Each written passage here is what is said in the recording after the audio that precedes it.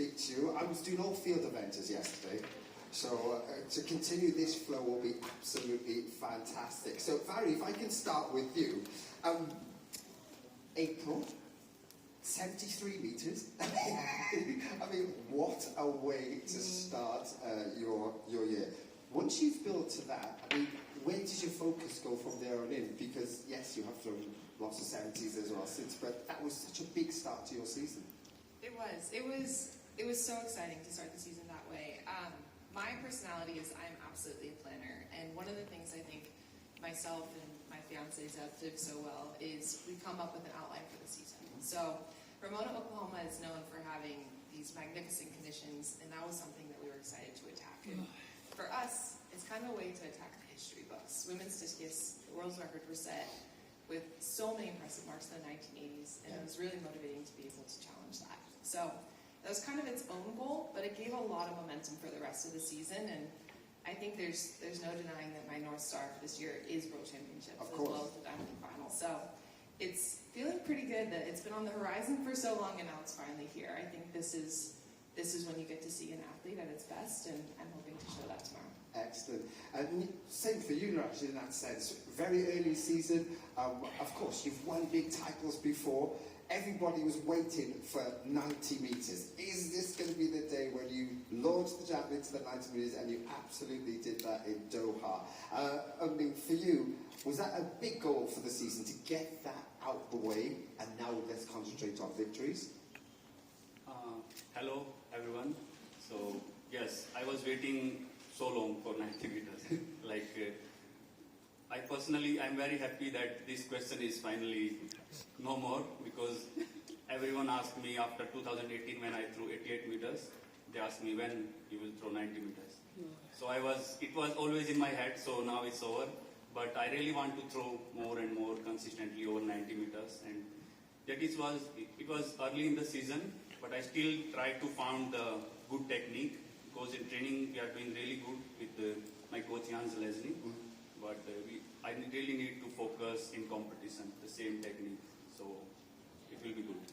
Now, both of you as events, forgive me as I say this now, but rely a little bit on wind, right? in that sense. So you've got to have the wind in your favour. I mean, if you're completely naive, people won't quite understand, well, what do you mean about the wind? How is it going to go? So, Valarie, I can kind of start with you, because Oklahoma itself, as you say, is notorious for having the correct wind for great discus throwing. Yeah, no, it is definitely engineered to optimize, which I think is it's kind of the mindsets that we try to have, right? There's so many little nuances in technique that have to come together so fast. But I think a lot of it is perspective, and we talk a lot about different types of personal best. One is a wind personal best, and another one is a stadium personal best, a championship personal best. So I think being able to find those little indicators of how you challenge yourself and the standard of which you will view success is really important. So I like when it's just a neutral playing field, when you're in a stadium and it really is an equal playing field across the board to see how things are going to stack up is really exciting and really is what sport's about. Yeah, and Neeraj, for you, it's not like pole vaults, right? Because you know with the pole vaulters, they'll wait for the wind to start because they can see. For you, you've got to try and hit the point so that the wind can just lift it and just make it a little bit more buoyant. Yes, it's depend on thrower also, who know how to use the wind. Because if there is tailwind, it's good for javelin throwers. If you throw really in good line, little bit up the point, and it's really help. But if somebody throw down, it's not gonna help. And also, headwind is brutal for us, because we have to run very fast, and and also if somebody throw a little bit up, it looks really good. It's go like this, but suddenly come down, so it's very hard to. But it's up to thrower who know about everything, and he can throw really well. And also some girl can, because they have 600 gram, and it's really help. But it's really depend on the athlete who can use. Because in Doha it's really helpful, but few athletes threw really well there, but other it's hard for them. Yeah, but you and Christian threw phenomenally well there, obviously. But again, Valarie, I really like to throw in every condition, because it's, for example, tomorrow will be rain and it's look like not good weather, but it's for everyone, and we need to stay tough mentally, because in this condition it's really tough, but I really like every weather, so it's okay. And you do not know what the weather's going to be like in Tokyo. You've got to produce your best when it really matters. One of the things I notice about both of you, and is the love for speed, right? You are so quick. You're brutally fast. It must be said. And your run-up is extremely fast. You've got to be able to control that speed, though, because youngsters will be looking at you and trying to mimic what you do to get the best performances themselves. I mean, for you, Valarie, from the back of the circle, when you start to pull and start to unwind, already I'm thinking, oh, this is going to be quick, right? This is it. So how do you control that speed? Because you're phenomenally fast. Yeah, that's a good question. You know, my coach has said sometimes that our goal can be, the back is really just the setup of the throw. And a lot of times, if I'm not thinking correctly, I love to add out of the back. But if you do it in a way that's not advantageous, there's no chance the front is going to be correct and you're going to get that energy to go into the discus. So sometimes he'll say like the back of the throw should feel like 40 meters type energy, very slow, controlled, yeah. And then you're trying to throw 100 meters at the front. You want all of that power at the end. But I think when you have adrenaline, you have nerves, you have tension, it's so easy to lose your rhythm, lose your timing, and your speed can go up, it can go down. So try and figure out how to stay within yourself, whether that's you're sore, you're tired, you're excited, you're on fire, is really kind of the trick that takes time, takes a lot of years to be able to figure out, but I'm slowly being able to feel like I'm working my model based on how I feel. So I'm smiling already, because that means we haven't seen the best of you yet, because I think you will say you're not perfect, right? Oh, I am so not perfect. I will tell you, I can own that to the moon. I think that maybe that's one of my superpowers, is I think there's so many things that I can continue to improve and work on, and I love that. I love trying to maximize my potential and just finding little ways to keep looking at things. Neeraj, for you absolutely, again, come steaming in from the runway. You sort of pull the javelin back, set yourself up beautifully, but people may think, oh, is he putting his anchors on? Has he lost all the impetus? Has he lost all the speed? But you absolutely know it's all about timing and that speed itself.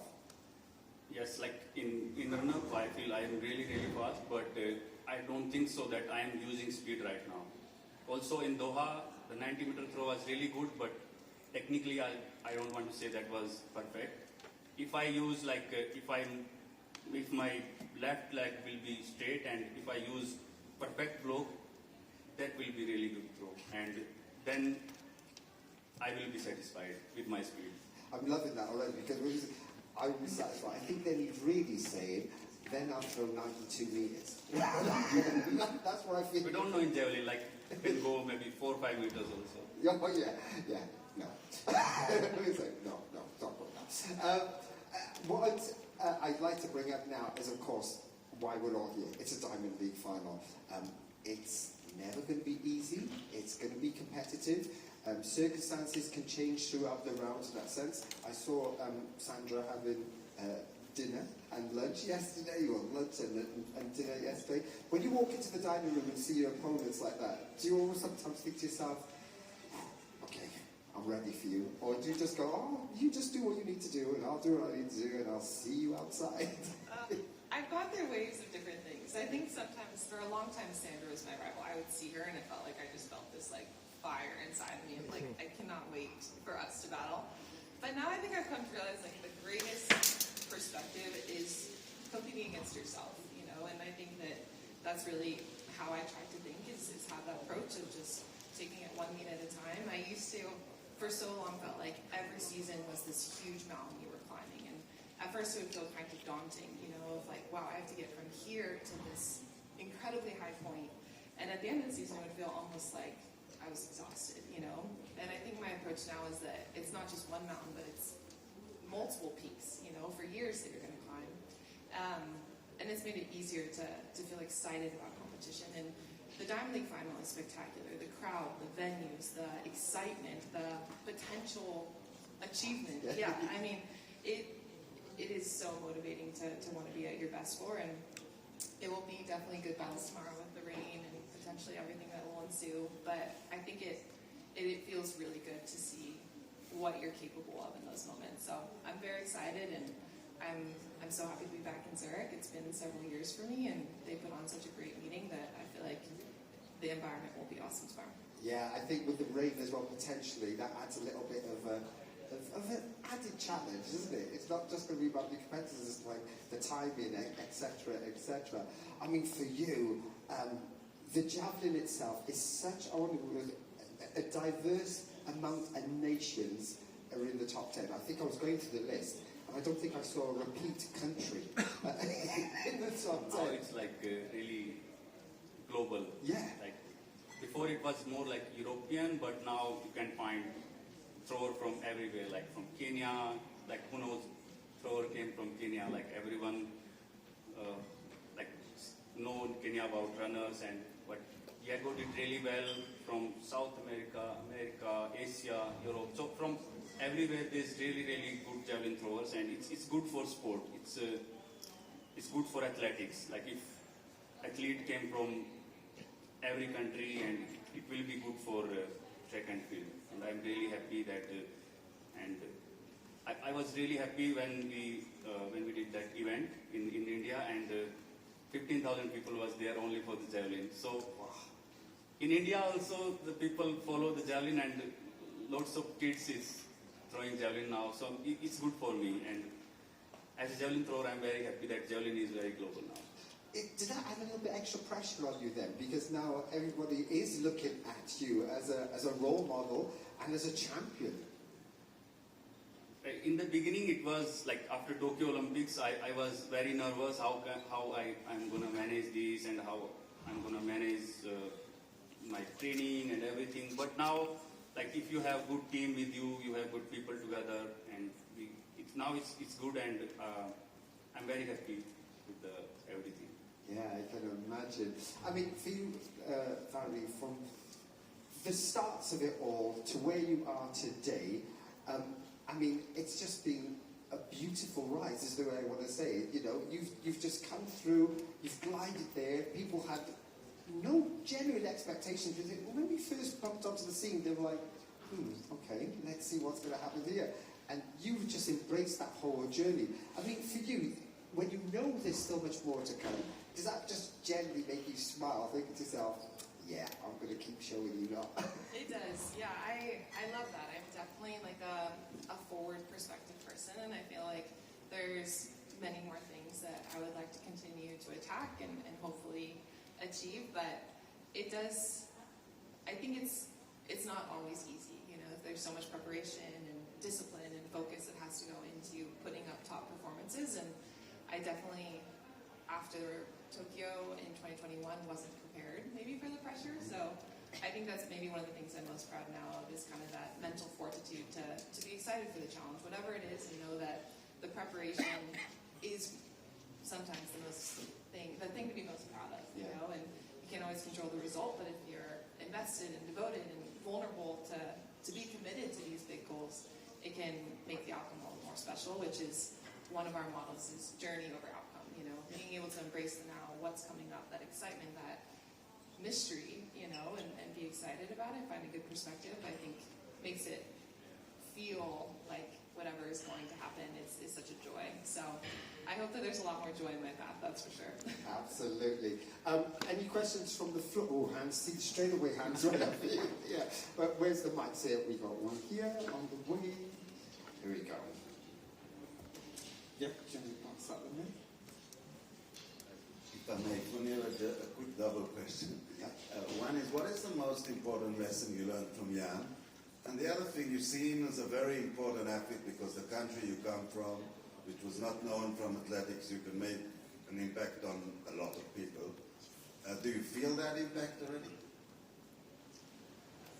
First of all, like, I learned how to stay calm in a pressure moment. Like when Jan competed, he threw like more than 50 times over 90 meters. Like he was really in another level. But I always follow him, like how he managed all the pressure and these distances. He was really consistent. So he always said, like, I read somewhere, the technique is my biggest weapon. So I really try to understand what he want to say, what he tell me during training. I really want to follow these things because technically I'm not think like I'm in good level. So I'm trying to improve my technique. But he's really like not even good athlete or coach. He's really good man and he's always helping me. So I'm trying to learn so many things with him. And also about your next question. It was about India, representing India, and the pressure you were under, really, expectation, how you've changed athletics in India. Yes, it's too much pressure and people still, they are trying to, they know about javelin, but I always told them that please follow all the events because sometimes they are not happy when in Diamond League, when I throw and they didn't throw and they watch all the Diamond League event. So they are very sad, they feel like they always want only javelin competition or like, because they want to support me. But I told them that it's not only javelin, it's track and field and you have to watch every sport and you have to support all the sport. So, but I feel good because when I start javelin, there was nobody know about javelin. Whenever someone asked me, like, what you do, I told them that I'm doing javelin. They don't know about what is the javelin. So I'm very happy that I came from a village, small village, and I'm here now. So I'm very happy and there's so many things that I can improve and I can do a little bit more. So I'm happy. Mike here as well. Thank you very much. Both of you in Tokyo in 2021 had one of the best experiences of your lives and one of the strangest because of all the restrictions. I'd like to hear from each of you. What are you looking forward to seeing, doing, finding out about Tokyo when you go back this time? I personally am so excited to go back to Tokyo. I think that your first Olympics is such a formative experience. It's something that becomes part of your identity, being able to be an Olympian, to represent your country. And I think Tokyo became ingrained in that for me. But I don't feel like I got to explore the city or understand the culture. So to get back and be there, it really is a full circle moment, and I'm so excited about that. I am so excited about the food post-competition. Let me tell you, the list I have of restaurants that I cannot wait to go to is wild. It is. Yes, and you all is welcome. I'm very excited. So you better win the 40,000. Yes, the budget would go all to food tomorrow. But it's a place that I think so many of us just have such respect for how the country carries itself. My sponsor ASICS is headquartered there. For me, it's really special to be able to go and finally have a connection in such a deeper way. So it's going to be really special. And I also love that it's the final meet of the season. I think ending a season with that big moment is how it should be, you know. And I feel like our training, our preparation has been building to this. So to get to go back to a spot that has so much meaning is really going to be special. Neeraj, for you as well? Yeah, for me also it was first Olympics and we both win, so it's very special moment and I'm very excited to compete again in Tokyo. And I'm also excited to try some new food there, and also that time we were not outside of the Olympic village, and I know that Japanese people are very disciplined, and I really want to go in market, and I have some friends from Japan, so some javelin throwers, and I will meet them and go with them. It will be good experience. I know only 2 words, konnichiwa and arigato. Maybe it's enough. It's enough for a small conversation. I'm very excited. Thank you. Absolutely, fantastic. I'm going to ask 2 quick cheeky questions, one of each of you, before I send you on your way to do some more one-on-ones. For you first, Valarie. Okay, we already know you do rotation in the discus. Any chance we see you in the hammer? Oh, no. No. Easy? No, it's not happening, even though I've thrown over 62 metres. That's another story altogether. And for you, do you think your major rivals now, because they're so international from everywhere, who would you name as your major rival, you think, in the javelin? Major rival right now. You know, it's like if we see last year and this year, it's really hard, but right now maybe Julian is doing really well. He threw 91 meter, and also in Brussels he threw 89 again. So he's doing really well, and he's a good friend of mine. So I feel really good always competing with him. Neeraj Chopra, and of course Valarie Allman. Thank you very much, Valarie Allman, as well. Thanks very much.